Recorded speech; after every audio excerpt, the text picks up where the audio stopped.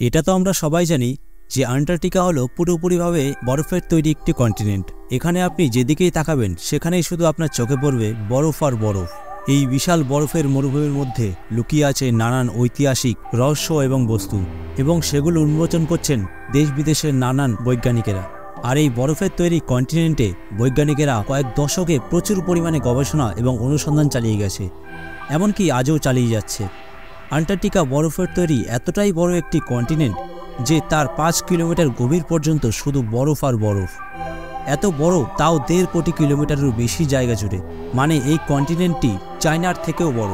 June আর জুলাই মাসের তীব্র গরমকালেও এখানকার টেম্পারেচার সর্বনিম্ন -35 ডিগ্রি সেলসিয়াস থেকে -50 ডিগ্রি সেলসিয়াস অবধি থাকে।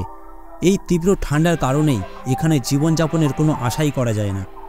কিন্তু তারপরেও এই বিশাল বরফের কন্টিনেন্টে 400টিরও বেশি হ্রদ আবিষ্কার করেছে বৈজ্ঞানিকেরা, যা এই বিশাল বরফের ভূমির নিচে চাপা পড়ে আছে।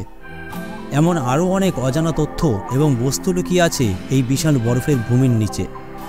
আজ আমরা এমনই কিছু বস্তু এবং আবিষ্কার দেখতে চলেছি যা সেখানকার বৈজ্ঞানিকেরা এত বছর ধরে অনুসন্ধান করে বের করেছে।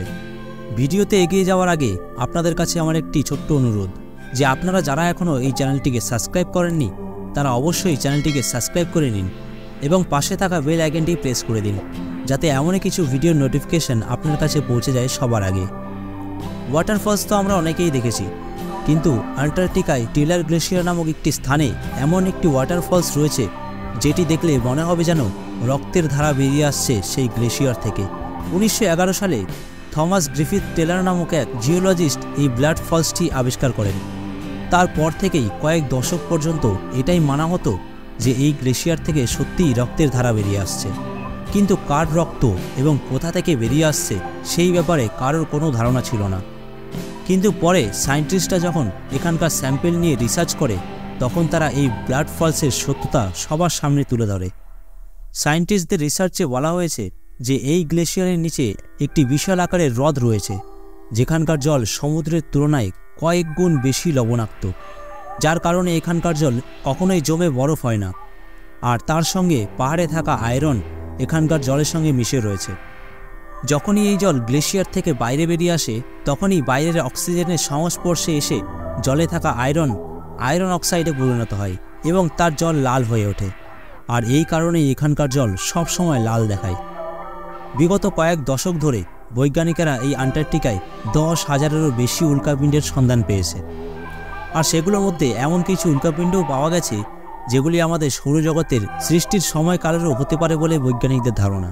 আন্টার্কটিকায় পাওয়া সবথেকে বিখ্যাত উল্কাপিণ্ডগুলোর মধ্যে একটি হল LH-84001, যা 2006 সালে ব্যাপক পরিমাণে বৈজ্ঞানিকদের আকর্ষণ করেছিল, যখন বৈজ্ঞানিকেরা ঘোষণা করেছিল যে তারা এর মধ্যে প্রাচীন মঙ্গল গ্রহের জীবনের সম্ভাব্য প্রমাণ পেয়েছেন, যদিও এই দাবিটা বিতর্কিতই রয়ে গেছে।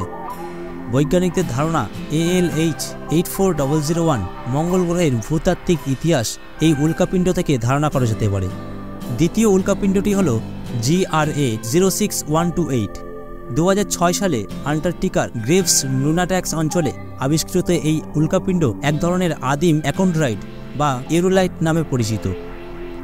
GRA-06128-এ বিজ্ঞানীরা এমন কিছু উপাদান খুঁজে পেয়েছে যা সৌরজগতের সৃষ্টির সময়কালের বলেও ধারণা করা হয়। কয়েক দশকের অনুসন্ধানে বৈজ্ঞানিকেরা এমন কিছু এভিডেন্স খুঁজে পায় যাতে প্রমাণ হয় যে কয়েক লক্ষ বছর আগে আন্টার্কটিকা এখনকার মতো বরফে ঢাকা ছিল না, বরং ছিল গাছপালায় পরিপূর্ণ একটি বিশাল কন্টিনেন্ট।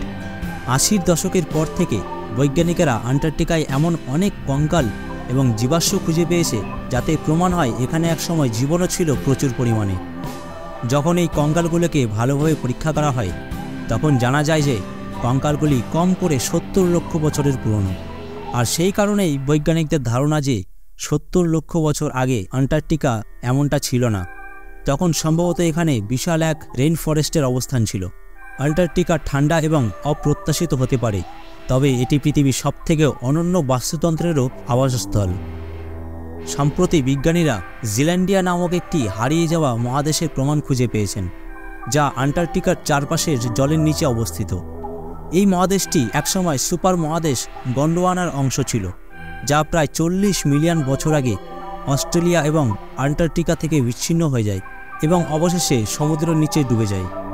এই হারিয়ে যাওয়া মহাদেশের আবিষ্কার পৃথিবীর ভূতত্ত্বের ইতিহাস এবং ভূতত্ত্ব সম্পর্কে আমাদের ধারণার মাত্রা একটু বেশিই বাড়িয়ে তোলে। আন্টার্কটিকা তার কঠোর অবস্থানের জন্য পরিচিত, তবে এটি একটি আশ্চর্যজনক পরিমাণের ব্যাকটেরিয়া এবং জীবাণুদের আবাসস্থল।